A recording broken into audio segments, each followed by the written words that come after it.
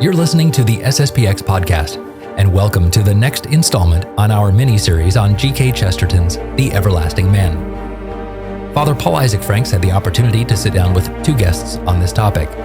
This episode, he'll be speaking with Dr. Louis Schwartz. Dr. Schwartz received his master's in medieval studies at Western Michigan University and his PhD in history at the University of Toronto. He has been published in leading academic journals edited by institutions such as Cambridge University and the Pontifical Institute of Medieval Studies, and is currently Professor of History at St. Mary's College in St. Mary's, Kansas. We're happy to welcome Father Franks and Dr. Schwartz as they discuss Chesterton and the Everlasting Man.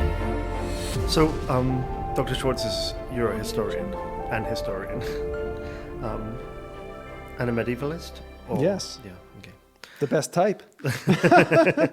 So, I wanted to pick your brains on this chapter of Chesterton, The Everlasting Man, chapter, The Five Deaths of the Faith, because in it, Chesterton makes quite a lot of historical allusions, and I would argue that his argument is primarily historical.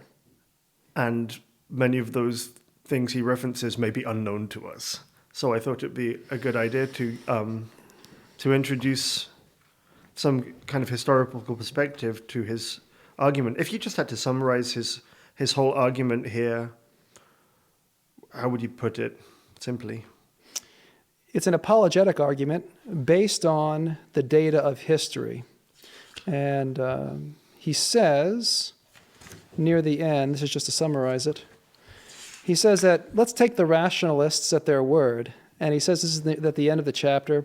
If men really learn to apply reason to the accumulating facts of so crushing a story, the record of history, with the record of Christianity in history, it would seem that sooner or later even its enemies will learn from their incessant and interminable disappointments not to look for anything so simple as its death, as the death of Christianity. And he goes on, they will watch for it to stumble, they will watch for it to err, they will no longer watch for it to end.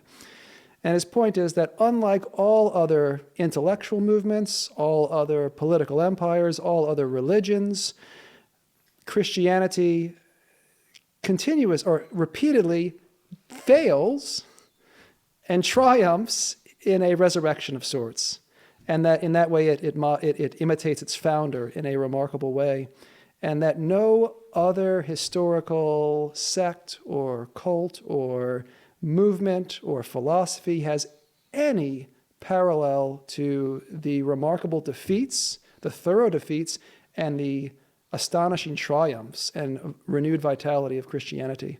And he tries to go through and he says, superficially, he admits it, he will superficially touch upon some of those most remarkable defeats and most surprising turnabouts and renewals of the faith with this fanatical new generation to generation in a way. He talks about how the church has become wedded at certain points to the existing order in a world, so much so that it seems as if it were destined to die with, the end of the ancient world, the end of the medieval world, the end of the Renaissance.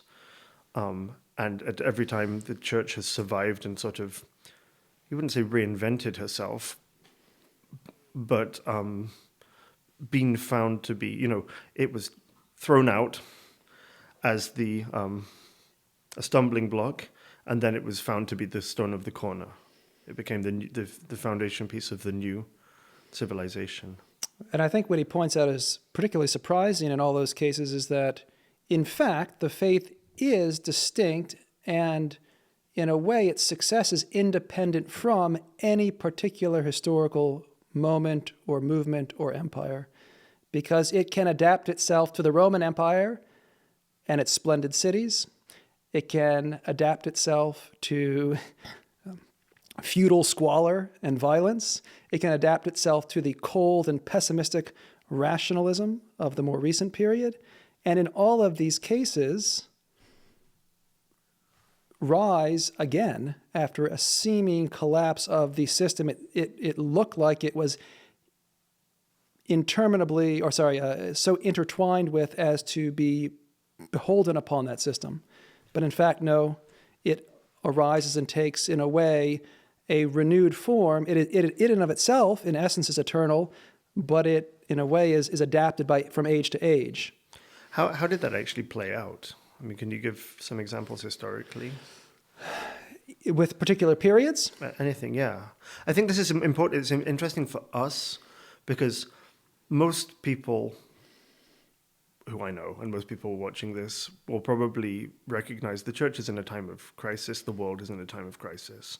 So some kind of historical perspective on how the church has weathered crises and come through crises, lest we abandon hope, I think is very valuable to us at this time.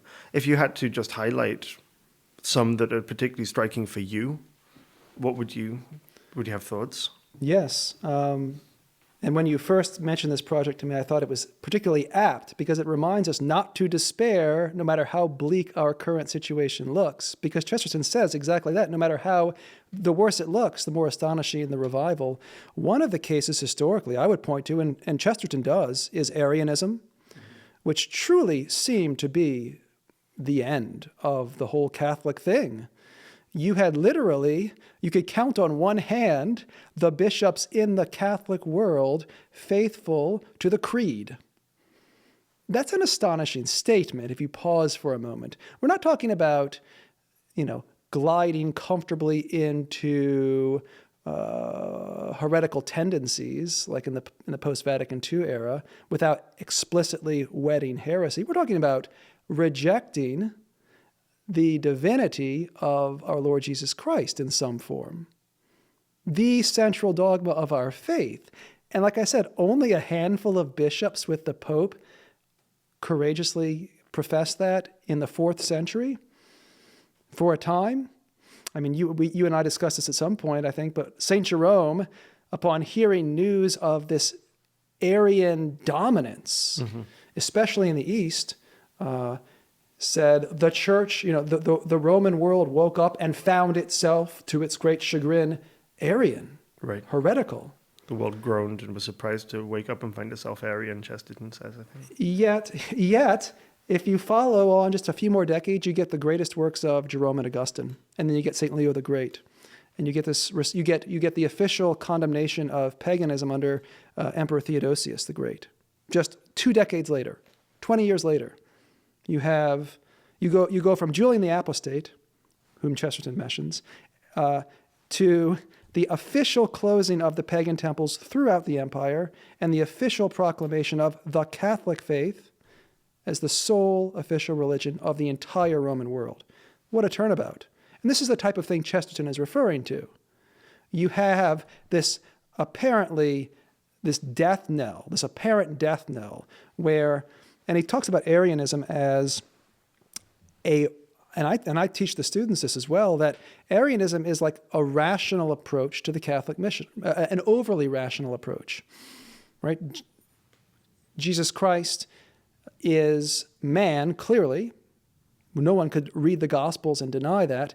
Therefore, if he is man and limited and mortal and all of these things that go with our human condition, how can these qualities not contradict the divine nature? Therefore, in this overly rationalistic sense, therefore he can't be God, which is the rough conclusion of the Arians.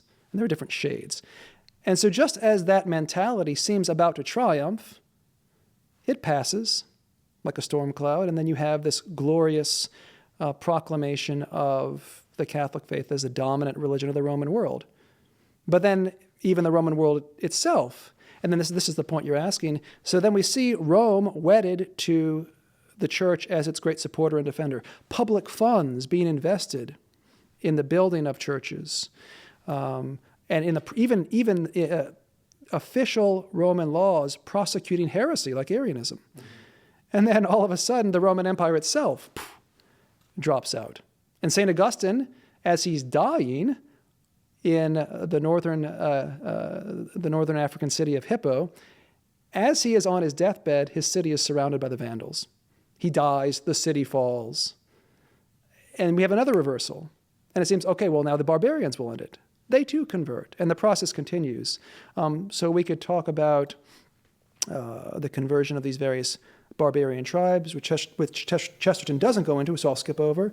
No, go into it. Why not? We can supply Chesterton. Well, supplement. Well, let me do it at least in the light of Chesterton, because he speaks of feudalism, and he speaks of it negatively, which I suppose in a certain way is fair. And he likens these dark ages, as he calls them, and again, the term is not completely ill-suited, but he speaks of these dark ages of feudalism, of culpable simplicity, of savagery, of violence, of rule by warlords, who seemingly embrace the faith out of custom, out of social norms, because it's just what's done by their ancestors, and lack the substance. This is one of the themes he talks about continuously, is there's the shell of the faith left. Mm-hmm. Just the shell, whether it's in the rationalistic age that preceded Chesterton's own, whether it's in the Middle Ages, it's just this kind of this, or in the Renaissance, he brings that up as well. All the life has gone out of it. All the substance, it's that term diluted. Just, mm-hmm. it's death by atrophy. Mm-hmm. It's just bled out, all the substance. How will it return? So you have the very violent persecutions, but then you have almost the torpid, lengthy sickness leading to death. Mm-hmm. And he would say this age of feudalism, where you have such vicious tendencies among the warlords who lead society, and such dire poverty and ignorance among the peasants who are subject to it, how is this going to preserve a beautiful, elevated faith? And how will you get something like the beautiful product of the High Middle Ages? And he cites Aquinas, and he cites the cathedrals.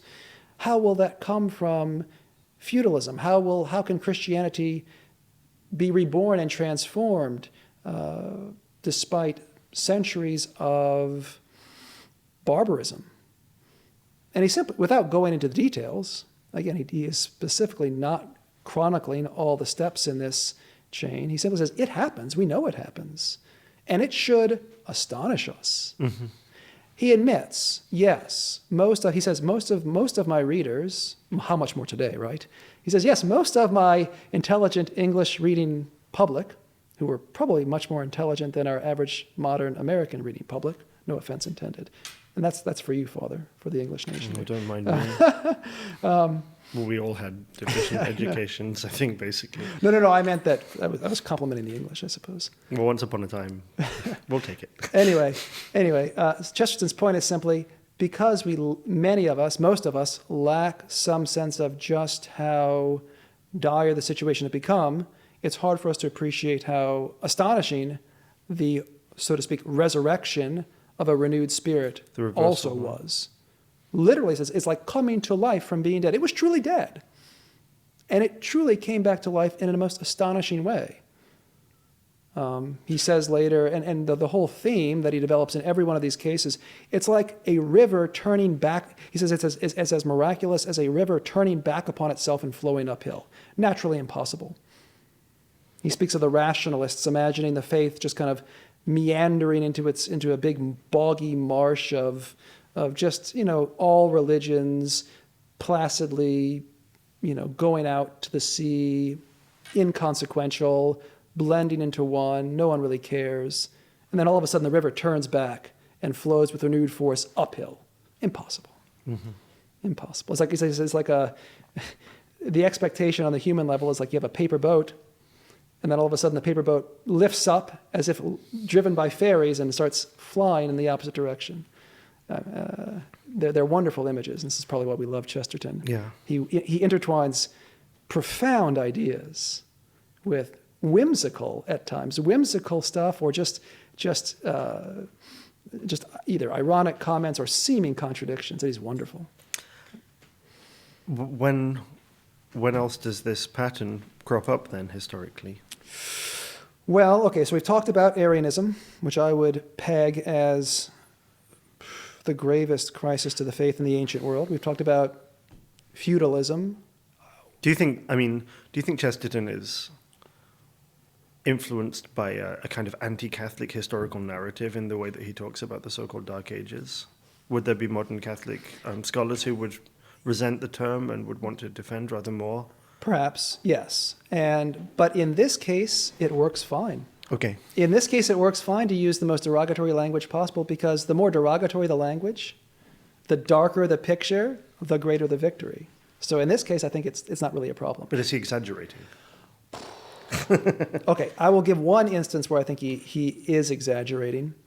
He speaks of Albigensianism as this great threat that rises up to threaten the very existence of Catholic society within Europe, as if it really could threaten to kill the faith in Europe. Now, the story of Albigensianism is much less, I mean, of course, as a heresy, it is filthy and offensive. Its teachings are absurd. And very modern in some ways. In some ways, yes. But the real threat to the entire established order of Christendom, I think, is overstated in that case. Well. These are small pockets of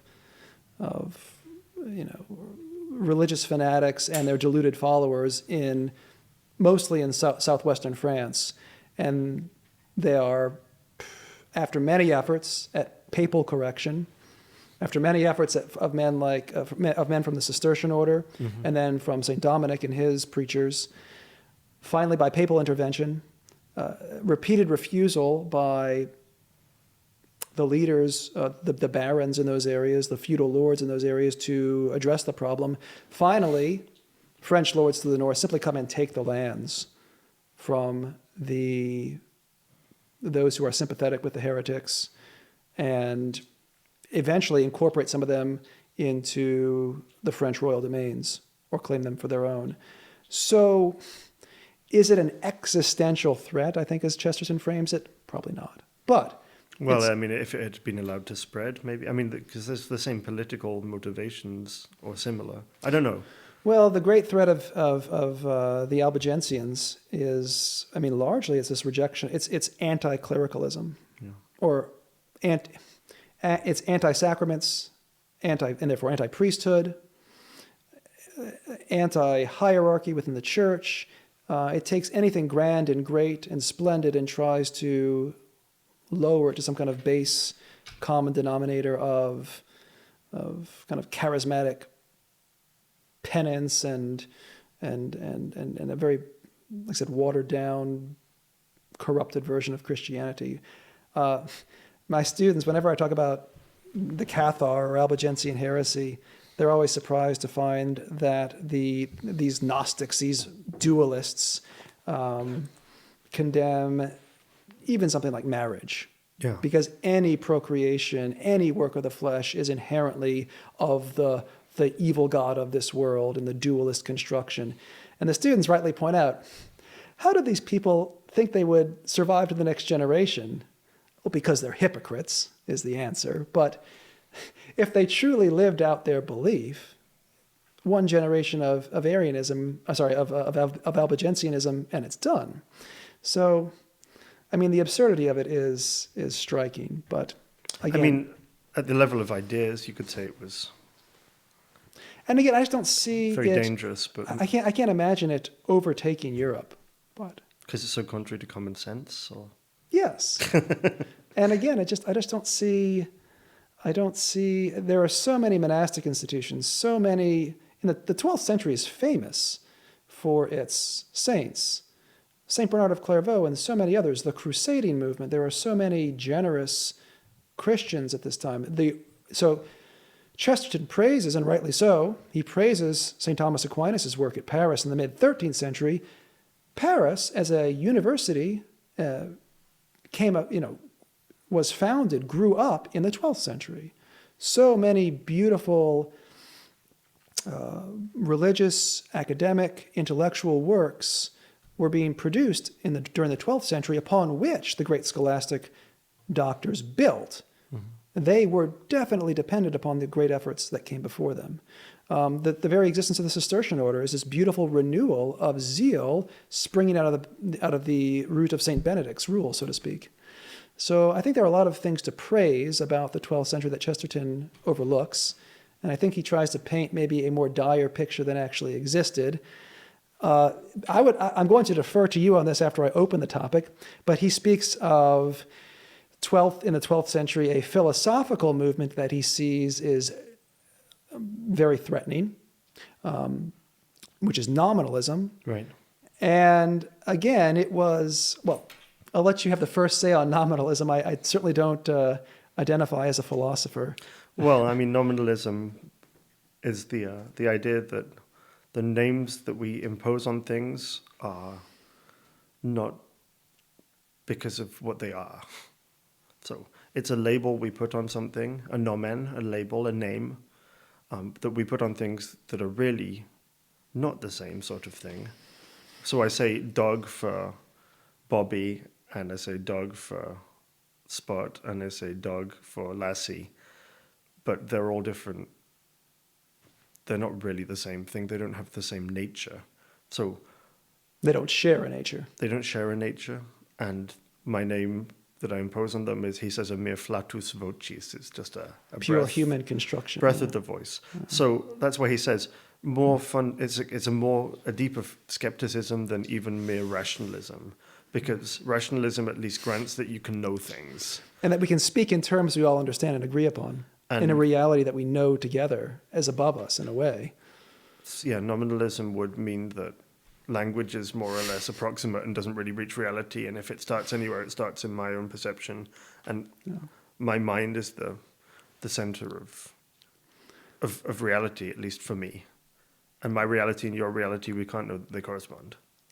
Which, if taken to its extreme, I'm not sure many philosophers in the 12th century did, but taken to its extreme, it becomes this debilitating subjectivism, where we can't even talk, Right. in a sense, if you take it to its logical conclusion. Just like Albigensianism would have Destroyed procreation. would have abstained itself out of human generation. Nominalism would have broken down into just incomprehension.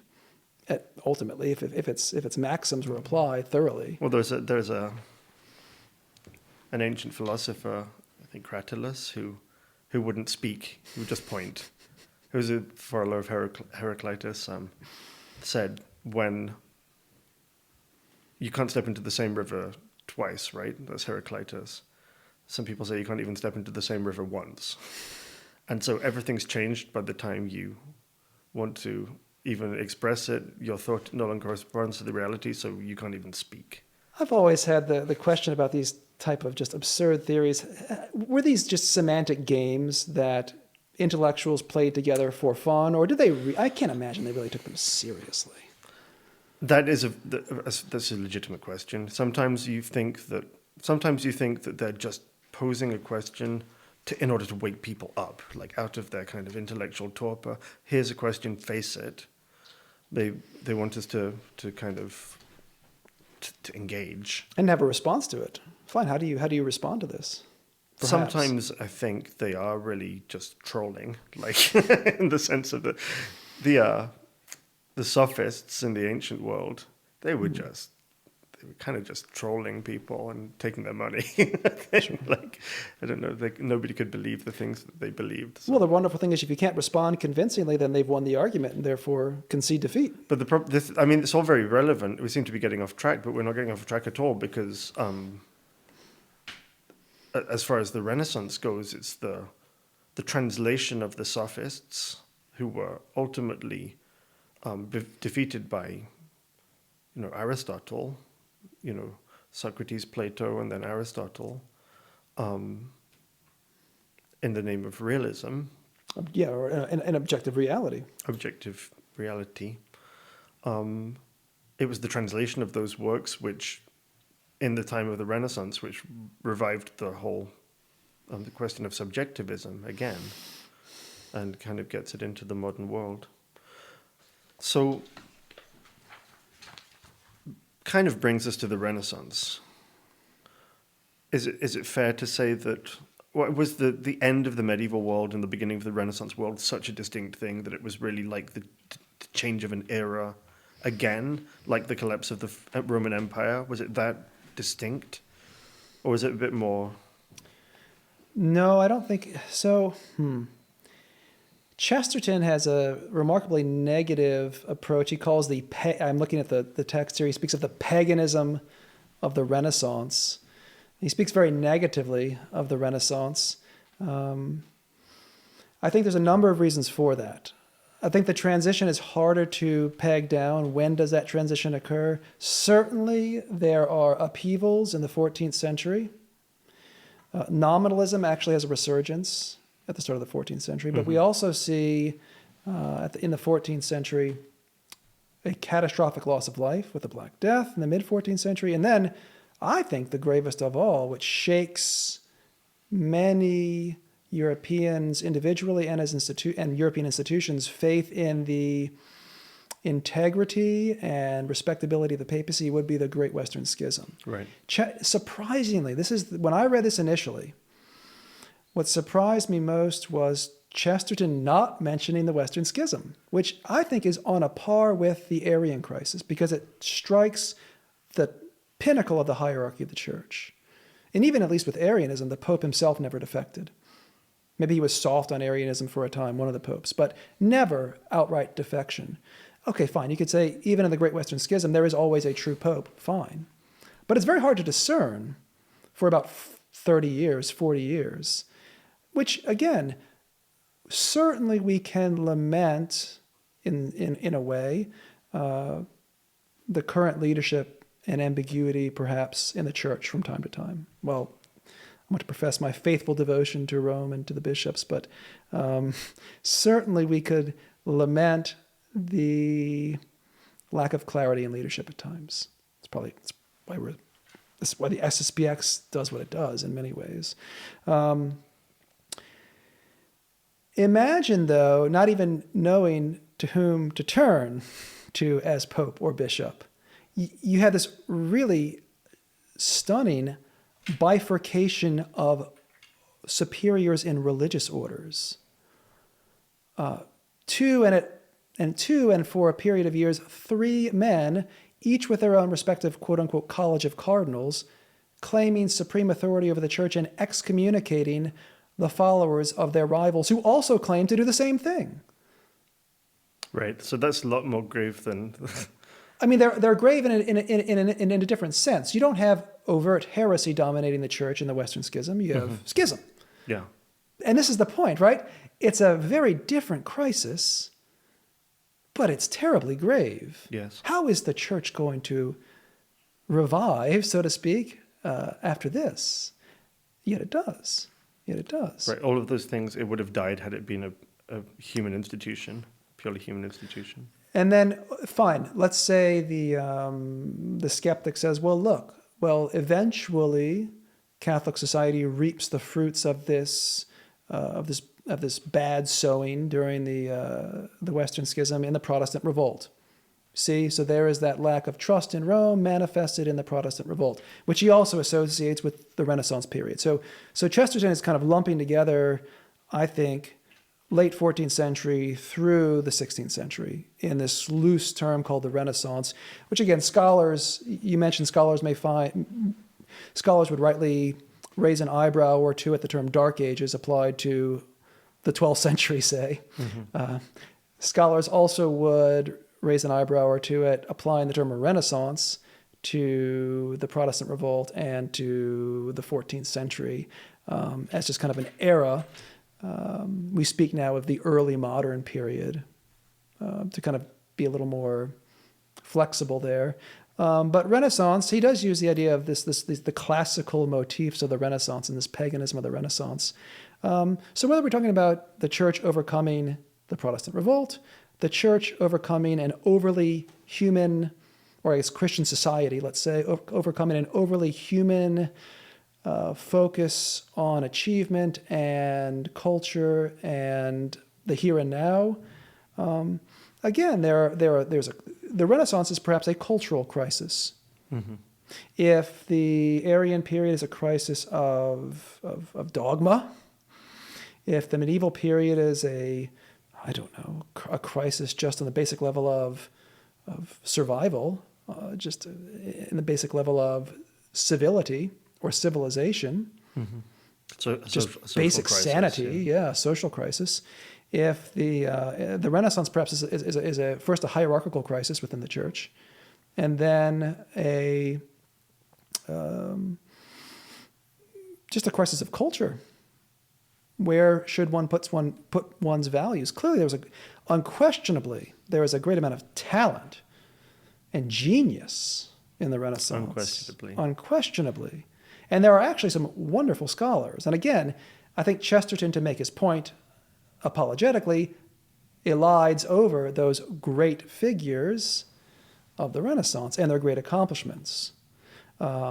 Lest we be too, I point this out to the students, lest we be too dismissive of the Renaissance as a whole, St. Peter's Basilica, the crowning architectural achievement of the Renaissance, and we can use the term strictly accurately there, the Italian Renaissance, which you see children's books, and it's like Rome and St. Peter and the Pope, and there's St. Peter's Basilica in the background as the symbol of the Catholic faith. That is the crowning fruit on the natural level, so to speak, architecturally, of the Renaissance movement. And I think it's rightly praised. We still go there in throngs to venerate the beautiful relics and the heart of the Catholic world there in St. Peter's. So that too you can't disassociate that or artificially break that from the Renaissance. But it certainly has its problems. I don't know how much more we want to say about the Renaissance. I mean, all of these topics are multi-volume installments on a library shelf. Absolutely, yeah, absolutely. I mean,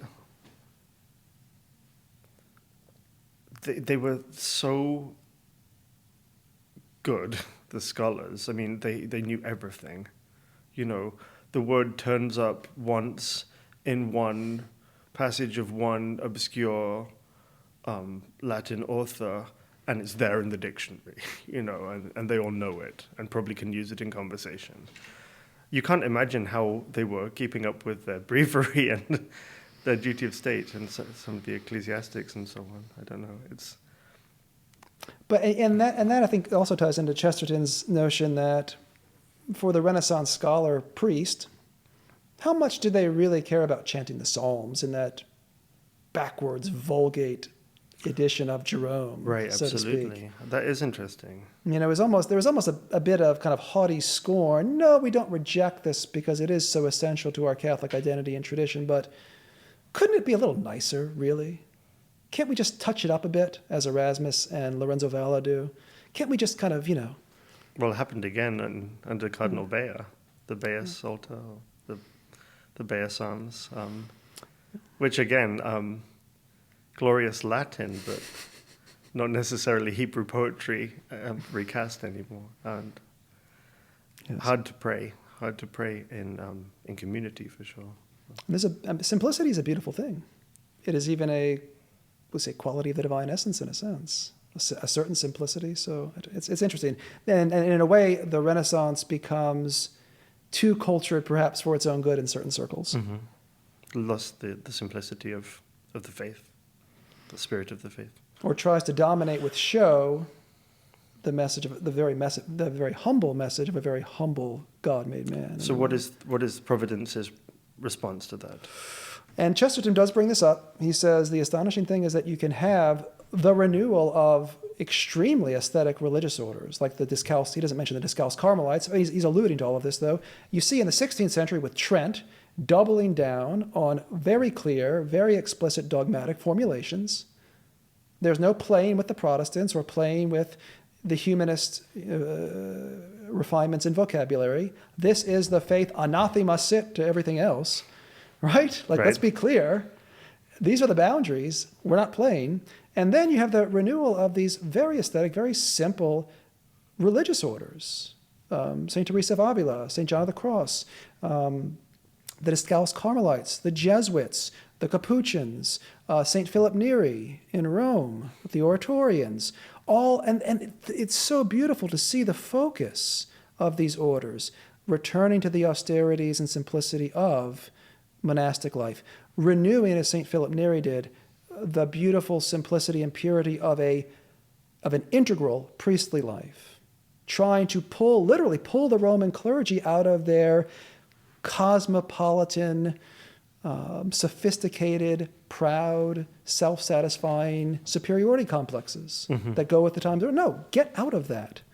And it's beautiful to see. And it happens throughout Europe with all of these different movements. The Jesuits saying, think about it, these incredibly well-educated Jesuit men laying their will at the feet of the Pope in his hour of need and saying, do with me what you will. Send me where you will. Someone like St. Francis Xavier, being willing to go and take his great erudition to the far-flung corners of the Eastern world and to labor tirelessly for the conversion of these people who must seem so culturally distant. But his incredible love for them because of his founding in those basic Catholic principles. And working on basic things with them. Working on translating the Pater Noster into their native tongue or a creed and teaching it to children. Exhausting himself in these travels with food, I'm sure, that was interesting at best and living conditions that were interesting at best. This is astonishing. And this spreads throughout so many different walks of religious life. And then you have, for example, the Baroque art, which is this kind of almost sublimation of Renaissance excesses, perhaps. But again, volumes. So I'll stop there. Well, what was the next major crisis? The so-called Enlightenment? Or Yes. And do you like the term? Do you use the term? I think it's piquant in the same way that nominalists pose these questions that provoke a response. I think we use it because we have to engage it. We have to meet it head on. It helps us to understand the movement itself, to call it by the term of its own followers. And they literally... So you will call it the Enlightenment? Certainly, absolutely. Yeah. I'm more hesitant with the Protestant Reformation because it is... The Protestants themselves knew that they were revolting from the church, and they would have claimed to be restoring the pristine simplicity of the gospel message, whatever. But it's a revolt. It's an armed revolt in many cases. The Enlightenment is this claim that, at least on face value, it's very clear. Faith obscures at best and destroys at worst reason. So the Enlightenment is meant to open up human reason, and in the proportion that the light of human reason shines upon the mind, the superstitions of faith will recede into the shadows. And it shows the Enlightenment for what it is. It's this claiming of a illuminating natural knowledge which replaces tradition. And faith. Everything, all of these beautiful medieval, well, they wouldn't call them beautiful, all of the medieval traditions, which they would term superstitions, the light of pure reason will dissipate them as the rising sun, destroys the shadows and disperses the mist. This is the incredible hubris of the Enlightenment movement. You could see why its adherents, just like the adherents of communism, could become so motivated in its service. It gives a very clear, simple, universal mission, and it identifies a very clear enemy. Mm-hmm. And it calls its followers to a thorough combat. But by using the term, fine, we understand what it identifies as the enemy. Whereas Reformation is, we're just going to fix a inherently good but dilapidated or tottering structure. At least the Enlightenment says, no, we're going to disperse the darkness. All that came before, the darkness of the Catholic faith. Right. And so it clearly sets itself up in the term as an enemy of religion. Fine. At least it's clear then what you're dealing with. Then they're rationalists. Yes. The goddess of reason, capital R reason. It's the goddess they place, after the French Revolution, it's the goddess they place enthroned in Notre Dame Cathedral. Literally, right there in front of the main altar, They drape it out with white cloths and put laurel wreaths on a young woman, and they have this celebration to the goddess reason. The point is, it's in the sacred spot. They replace the Eucharistic sacrifice with the deification of man. So I think the term is fine because it clearly identifies what the movement is. So it's used kind of tongue-in-cheek, ad hominem, but... Well, Lucifer himself Isn't was it? the angel of light, right? Right, okay. If you don't have the true source of light, though, it's an illusion. It's an illusion. Chesterton actually plays with this light imagery. Do you remember? You'll have to refresh my memory, Father. He talks exactly about that. The candle, the faith is a candle in the broad light of day. Yes. And he talks about many times we've seen the same pattern. He says most people that he's speaking Here we of... are. Yeah, you found it? I found it too. Go on. There are people who say they wish Christianity to remain as a spirit. They mean very literally they wish it to remain as a ghost, but it's not going to remain as a ghost. These people, skipping on, these people, and indeed most people, were indeed by this time quite accustomed to the idea of the old Christian candlelight, that it would fade into the light of common day. To many of them it did quite honestly appear like that pale yellow flame of a candle when it's left burning in daylight. It was all the more unexpected and therefore all the more unmistakable that the seven-branched candlestick suddenly towered to heaven like a miraculous tree and flamed until the sun turned pale. But other ages have seen the day conquer the candlelight and the candlelight conquer the day. Again and again before our time, men have gone contented to diluted doctrine. He talks about that, the day, the different levels of light. Interesting kind of image. And it ties in with this idea of all faith flowing just placidly out into the sea, just kind of fading away. Like the candle fades before the rising sun, the river and all of its streams just kind of disperse into the ocean as if they're insignificant. And like I said, and so humanly speaking, it's just going to fade. And then again, What's the response then to this enlightenment that Chesterton indicates? Well, we're getting now, and he says this. He says when he speaks of the Enlightenment, he says we're getting closer to an age we all know. And Chesterton was writing in the early 20th century.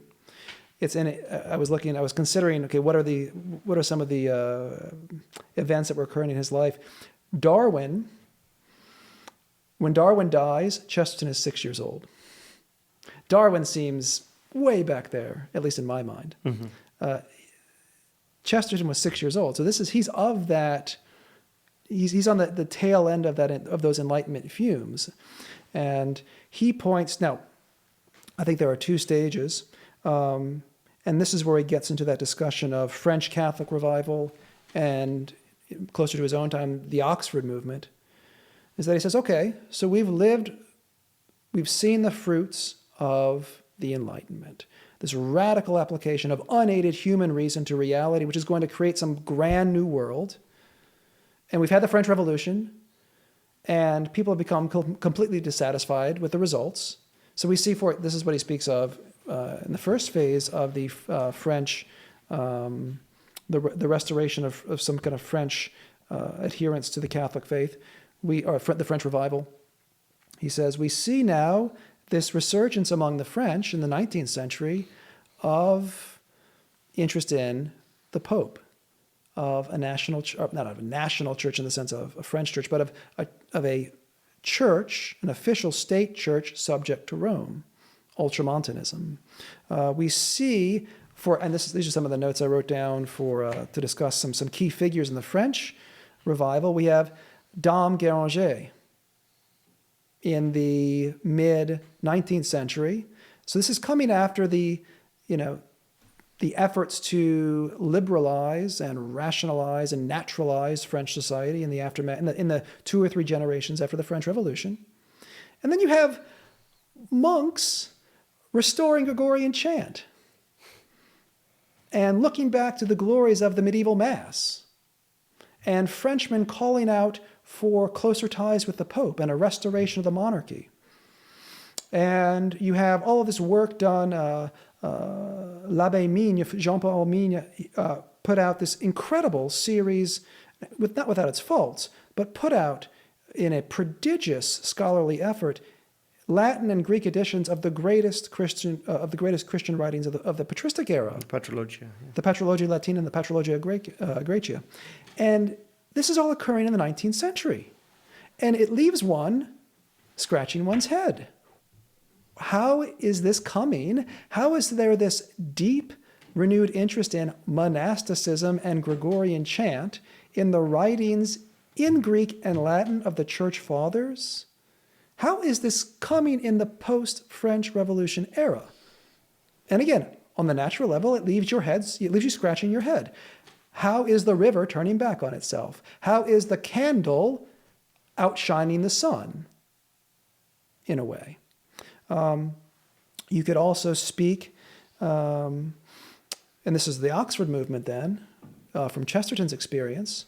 You could look at the zeal and insight of Cardinal Newman, who, with others at Oxford in the mid-19th century, Cardinal Newman, of course, famously converts from Anglicanism to Catholicism, famously. But you have others like his colleague Edward Pusey, who was a scholar of patristics and argued for things like a return. Now, he never converted to Catholicism. He was a firm Anglican, but argued for things like a return to the medieval practice of the sacrament of penance and absolution. For a Protestant to say that, what? Confess your sins to a priest? Mm-hmm. That is the antithesis of Protestantism, right? Just, my unmediated relationship with God. Wasn't that what it's all about?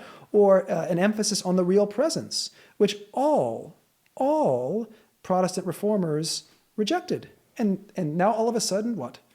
400 years later, 300 years later, you have the leading intellectuals in Protestant circles arguing like medieval scholastic theologians for the sacrament of penance and the real presence. It's mind-boggling. And I think even in, just to give some further context, I think Chesterton's whole argument is that this is not just a historical argument, it's also a prophetic argument.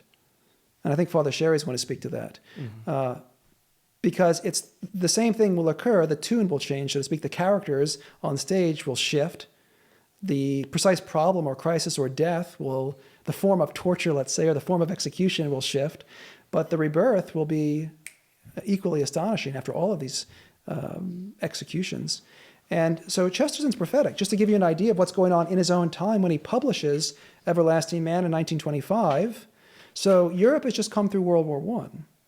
This whole Darwinian notion of progress or even the Renaissance, the Enlightenment, faith and reason, that we can just build a better world. And then you have World War I, which destroys completely that notion that human reason can just build a paradise on earth. It just annihilates it. Right? You look at the mustard gas and the gas masks and the trench warfare, and you see literally the decimation of Europe. So many of the young generation just seemingly senselessly slaughtered in the name of what? And you can imagine the dissatisfaction and disillusionment with the modern world order that so many had proclaimed would ensue after you got rid of the superstitions of the past. And what are you left with? Something much worse than ever existed in the medieval or Renaissance period. And what's the response? You have, when Chesterton publishes The Everlasting Man in 1925, you have both in France and England, like the second wave of these Catholic revivals. Just to give you an example, these names I would assume our audience, at least many in our audience, at least heard of. Mm-hmm. But I'll start with France, since we started with them first, and then I'll go to England. But in France, you have this neo-Thomism in response to the appeals of Pope Leo XIII and Pope St. Pius X. And you have scholars like Father Garrigou-Lagrange, who in the year 1925, as Chesterton publishes this text, is teaching in Rome as a middle-aged professor. You have Father Garrigou-Lagrange, of course, is a Dominican Frenchman, but he's there in Rome with his order. You have at the Angelicum. You have two famous French scholars who do so much for what I have studied, kind of a revival of medieval history, scholastic theology, scholastic philosophy, canon law. It was Étienne Gilson, great French scholar, who was at that point a young professor in Paris at the Sorbonne, and Jacques Maritain, who is interesting, a little problematic perhaps, but who converts, to his great praise, from kind of an agnostic Protestantism to Catholicism in 1906. And then in the year 1925, he's also teaching in Paris, in the Catholic Religious Institute there. So you have, and these are monumental figures when it comes to Catholic intellectual history in the 20th century. They go on to establish the Pontifical Institute here, where I had the pleasure of studying, and they do astonishing work. And again, what are they proposing? The value of the medieval scholastics. And again, you're left scratching your head. Isn't that, 700 years old? Are we really still doing this? Are people really taking the Pope seriously? And you have these wonderful scholars, Father Garrigou-Lagrange, Professor Gilson, Professor Maritain. And then look, England's even more astonishing. I think these names will be even more familiar. So, as Chesterton is putting out his Everlasting Man, you have two of my favorites. You have C.S. Lewis and his close friend J.R.R. Tolkien as professors at Oxford. So as he's putting this out, they are teaching in Oxford. To C.S. Lewis, we like Lewis, but Tolkien is a medievalist as well. At this point, she's teaching in Oxford. You have Father Ronald Knox, who is famous for the Knox translation of the Bible, which perhaps many of us use, using his skills in Greek and Hebrew to, let's say, I don't want to say in a negative way, but update maybe some clunky points of translation in older English translations like the Douay Rheims, perhaps. So he is there. So Father Knox is converted from Anglicanism to Catholicism at Oxford in 1917. And then he takes on, in 1926, just 1 year later, after Chesterton's publication of this text, he becomes the Catholic chaplain in Oxford. And then he is the one who ultimately gives Chesterton's eulogy at his funeral mass about 10 years later. So you have this continuation, C.S. Lewis, Tolkien, Father Knox. You have Graham Greene, who is an undergrad at Oxford in 1925, an agnostic who's baptized Catholic in 1926, the next year, who writes famous novel Power and the Glory, 1940. And you have Evelyn Waugh and T.S. Eliot, who both studied briefly at Oxford around that same time.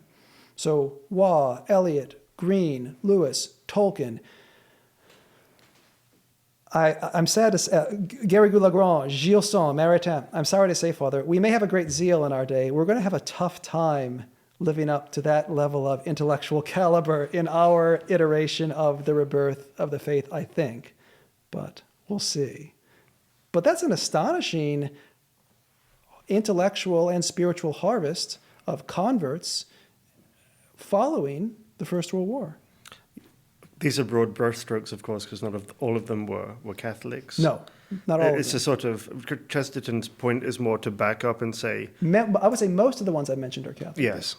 His point is just to say he's looking broadly at sort of what he would call, I guess, the Christian kind of cultural movement before going into actually the claims of the Catholic Church in a further book. So he'll talk about that in The Thing and in other books. And he says precisely in The Everlasting Man, we're just looking at the cultural, more or less the cultural phenomenon of the whole. Of course, we would say there is not a Christian religion distinct from the Catholic Church, because the religion that Jesus Christ founded is in fact the Catholic Church. The only authentic Christianity is Catholicism. Right. All others are a knockoff, a cheap imitation in a way, a defective product, let's say, I don't know, heresy or schism or something, right? Right. But so where does that leave us? Oh, first of all, I want to ask you, just to play devil's advocate, is there a natural explanation for these kinds of reversals? I mean, are there any parallels in other institutions? Are we stretching a point? Or is Chesterton really seeing something? Well, Chesterton throws down the gauntlet in a way. He says, if there are, prove it. Give me any parallel institution that can claim such great defeats and such consistent reversals. I can't see any. Chesterton obviously can't see any, or he wouldn't have put his foot in his mouth. Yeah. I think it is astonishing. It is, and it's repeated. And the point is, it's not only is it the same triumph, it's a different defeat and a different triumph, but the pattern is always, in a way, the same. But the defeat is different and the triumph is different in a way. And that's the remarkable unity amidst diversity in the faith. This is why we get perhaps the different religious orders or the different charisms or contributions, different saints with their different qualities, but it's the same faith. I don't know. I can't see it. Obviously, I'm here. I'm Catholic for this reason. Yeah. Nothing else is. It's dangerous. Okay, so Chesterton certainly is arguing on the human level. This is a ad hominem historical apologetic argument, but his point is, this is impossible. What I'm describing is, naturally speaking, impossible. So you have to admit it's supernatural. Right. You cannot explain this series of seemingly contradiction, defeats, and resurgences. You cannot explain this in any rational, logical, human way. It goes beyond. And in that way, it's unique. Apologetically, we'd say it's a moral miracle. Yeah. As a human society, had it been fallible, had it been able to die, it would have died. I think we sometimes see the same things even in our own circles. You know, sometimes you look at,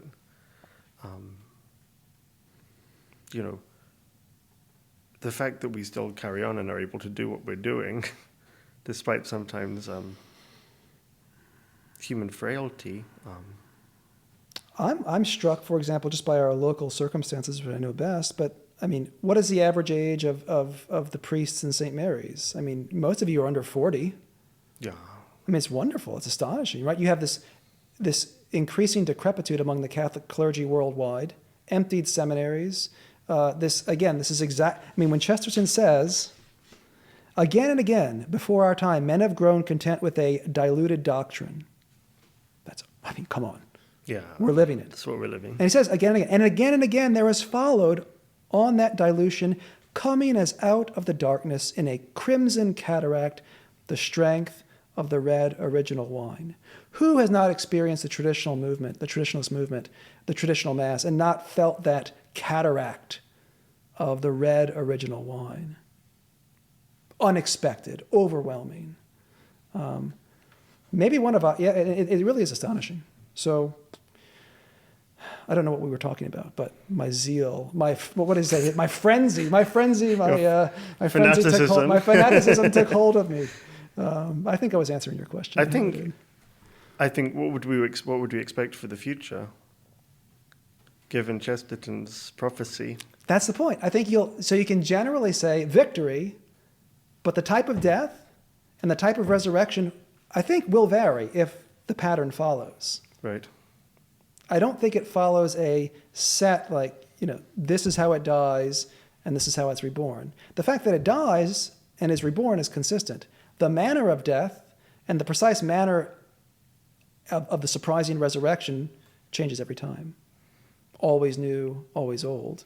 It's notable that those who are fanatical for the faith and want the red crimson wine are now being singled out and, I don't say hunted down, but being the object of persecution at this time. And again, we have to so Chesterton is not necessarily basing his argument in favor of the resurrection of Christian fervor on numbers. No. The Oxford movement numerically is a minority. The French Catholic revival numerically is a minority. It's important to point out. It's not that you will just sweep the world with a triumphal Catholicism, at least not in Chesterton's formation. That is not the proof of the victory. It's the fervor, it's the depth and sincerity and adherence to the eternal faith that is, how do people still find this so consumingly interesting, despite all indications that it was just hollowed out? Where does this come from? How can we explain this, humanly speaking? His point is you can't. You have to look elsewhere. Right. But and I think it's, in a way, I think it's a perfect tie-in, hopefully with what Father Sherry will address, is this stunning rally to the cross, to the Mass, by a small but energetic and devoted minority of Catholics in the wake of the modern apathy in the Church. What has the fruits of Vatican II been but a lethargy, an ennui? Yet, where does this response come from? We're small in numbers, but the attachment still to the Pope, still to the Catholic faith, is, in many ways, seemingly unshakable. It motivates entire lives.